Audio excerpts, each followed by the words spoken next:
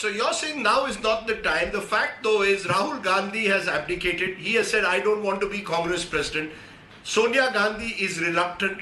And Priyanka Gandhi Vadra, by all indications, is still not fully ready perhaps to take over.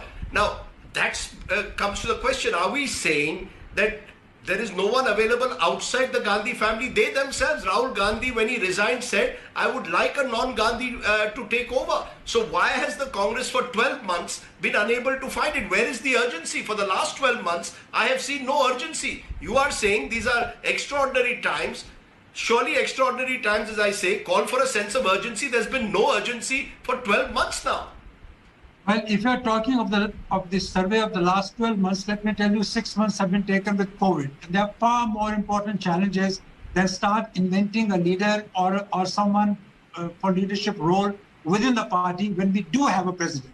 Yes, it is true that Mrs. Gandhi's health and her age prevents her from that kind of activity that is required.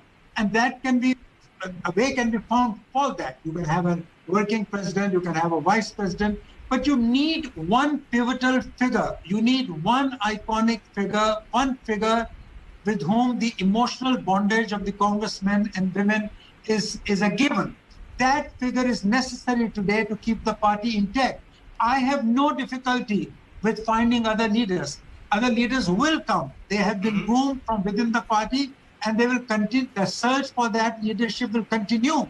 But it is a question of timing. It is a question of methodology.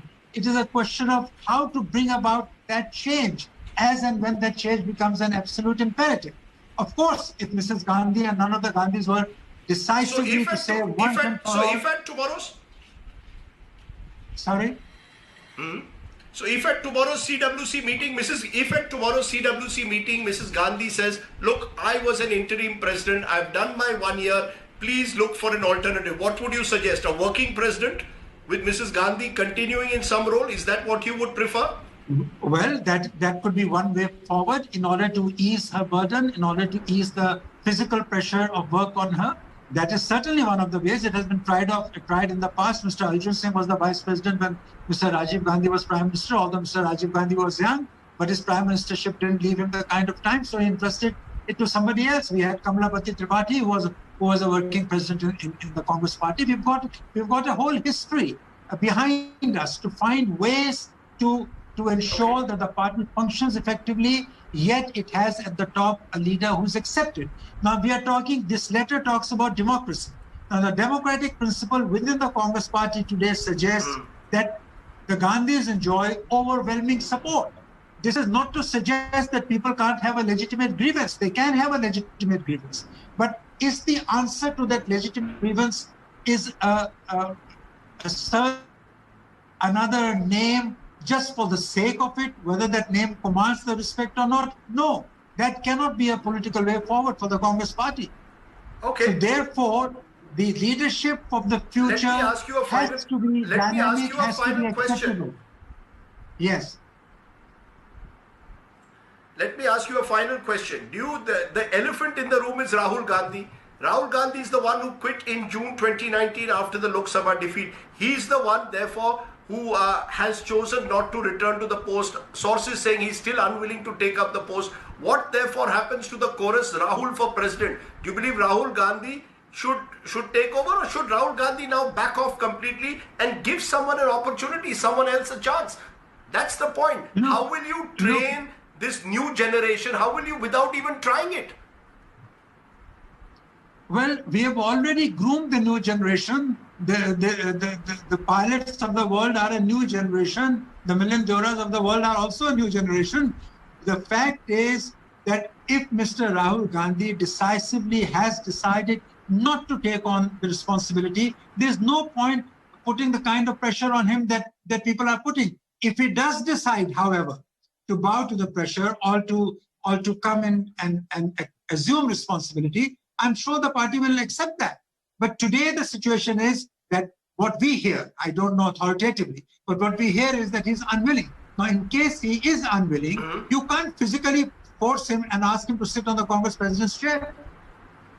That would be unfair to him. Yeah, but you can't be in the party and out of it.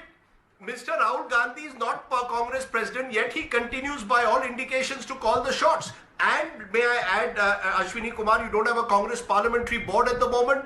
The CWC doesn't meet as frequently as it should. You have an extended CWC, it's an unelected CWC. You have serious issues. Are you all willing to confront them, yes or no? Or are you going to continue in this in this manner towards some belief, towards heading towards oblivion? Rajdeep, that's an unfair equivalence. The fact that we can't afford to have anybody else as the Congress president today is not to say that we should not look inwards and remove the aberrations. Whatever the shortcomings there are in the party can be removed and will be removed under the leadership of Sonia Gandhi. Why are you saying that the shortcomings of the Congress party are equatable only to the president of the party? I don't agree with that. I think she has given an outstanding leadership of the Congress party by effacing herself at critical moments and letting others come in. But if there is no one today, for reason A or reason B, who is generally acceptable as a suitable replacement, you can't impose somebody on the party. That will also be undemocratic. And as far as the elections argument is concerned, the entire electoral college, that is the AICC, is a product of consensus. So until you have elections right from the block upwards to the AICC, elections don't mean a thing and they don't serve a purpose. And this is not the situation when the Congress starts fighting. The fact is, your party has not had sir. Okay, the fact is you haven't had a proper election through your Congress Working Committee for more than 2 decades. That's another question which we will perhaps raise on another day. But you've made your point as to why you believe Sonia Gandhi should stay on at this moment. Dr. Ashwini Kumar, former Union Minister, thank you very much for joining me here on this special broadcast.